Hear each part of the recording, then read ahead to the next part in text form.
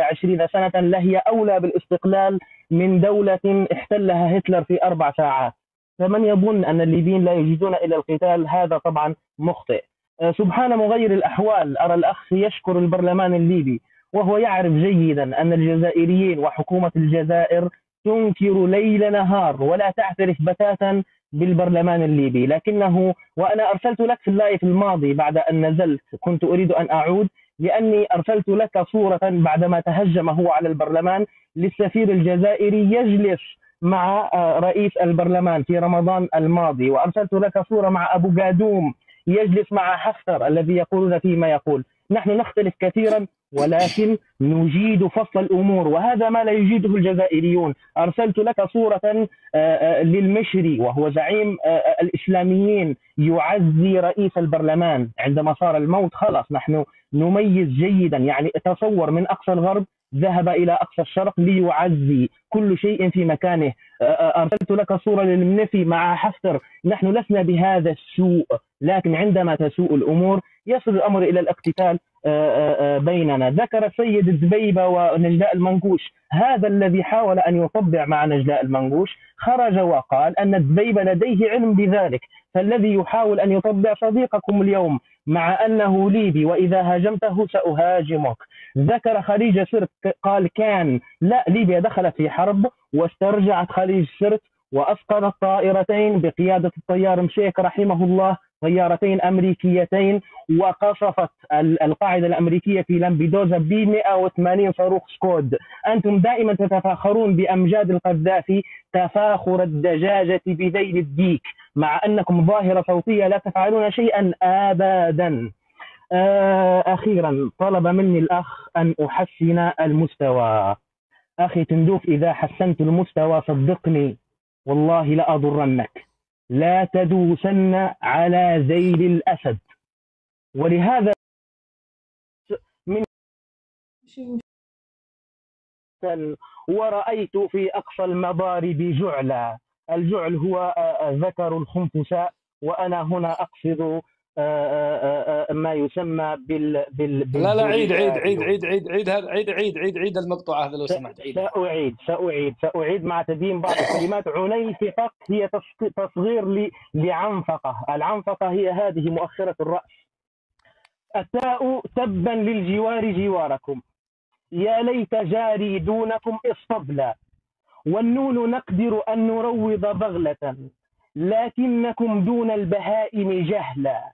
والدال در أصفع أخي عنيفقك، لا مرحبا لهرائكم لا سهلا. والواو ويلي ما أشد ركاكتك، أدماغ وسط رؤوسكم أم نعلا. والفاء فاحت من حماكم جيفة، ورأيت في أقصى المضارب جعلا. تفضل يا أخي. إذا حسنت المستوى سأضرك والله. أنا أحترمك كبشر، أنت جودت وحسنت بالذات. ما هو هذا؟ نحن سائر فيه، سيروا بسير ضعفائكم وهو يعايرني بسرعتي. تفضل أخي. الله يحفظك دكتور معاذ، شكرا جزيلا لك. نأخذ شاهين ثم ولد العاصمة ثم المورا. سامحيني يا المورا، تفضل شاهين. السلام عليكم. والسلام عليك أخ أسعد وعلى كل الموجودين والحاضرين اللايف. يا المشرف رجع لي أسامة الليبي عزيز غالي بزاف، وعندي في بريطانيا، بس هو أنا اضطريت إني أنزله. رجع لي إذا لقيته، أنا آسف جدا أخي أسامة. تفضل يا شاهين. أنا أولا أحيي أخي البوم الليبي، والله إني لو وجدت البوم في الشارع لقبلت رأسه على هذا الكلام، لأنه ما ترك لي أي ثغرة أتكلم فيها يعني بعد هذا الحوار الكبير اللي قدمه أخي البوم الليبي معاذ، بارك الله فيه والله يزيده من علمه. لكن أقول لمدينة أو دولة الإسطبل اللي هي بجوار ليبيا أن ليبيا دولة عظمى بشعبها الذي يبلغ عدده 8 مليون ليبي، ولكنهم من نسل الرجال، هؤلاء هم الليبيون. فوالله نحن يا أخ أسعد دفعنا على شرف الأمة منذ التسعينات والثمانينات والسبعينات، مثل ما قال أخي البوم الليبي أن الجزائريون يعيشون بمجد المعلقين الإسطبل، جمهورية الإسطبل. نعم في التعليقات.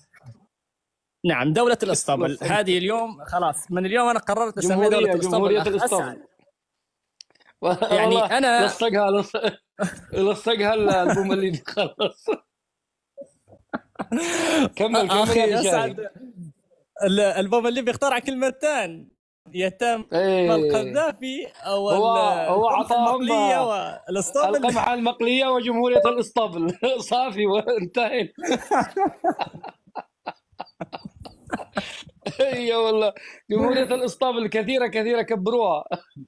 كمل يا شاهين. والله يا اخ عفوا. اسعد، البرلمان الليبي هو يوجد في مدينة طبرق وبنغازي اللي هو في الشرق الليبي. هؤلاء المناطق هم تحت سيطرة الجيش الليبي التابع للمشير خليفة حفتر أطال الله في عمره. يعني لولا الجيش الليبي لم يكن هناك برلمان ليبي، لأن نحن في 2014 حاربنا الإرهاب، وقال حفتر أي مكان يوجد فيه الإرهاب في العالم سنحاربه. لذلك هو حارب الجزائر لأنها دولة إرهاب، لأن قسم وعهد نفسه أنه يحارب الإرهاب في كل دولة.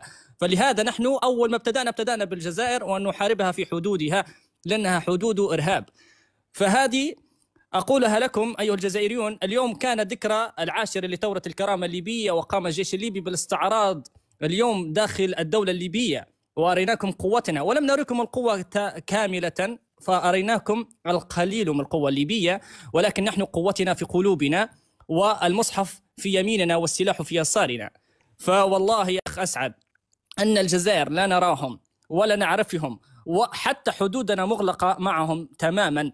حتى يوم ما حادثة درنا وقلتها لك أنهم أنزلوا طائراتهم، أين أنزلوها؟ في مطار طرابلس، تبعد على الحادثة 1500 كيلو، لأن نحن في ليبيا لدينا أطول شريط ساحلي في البحر المتوسط. هؤلاء فقط لاستفزاز حفتر والجيش الليبي، ومع ذلك تم تكريم الفرق واحترمناهم قدمنا لهم يد العون، ولم يدعس على طرفهم أحدا. فأنا لا ألوم على دولة كان يحكمها رجلا معاقا لديه زهايمر وبوتفليقة قال له القذافي أنا مثلا القذافي كان ينام في خيمته أخ أسعد زمانا، فقال كنت أنام ويدخل علي بوتفليقة. أنا انصدم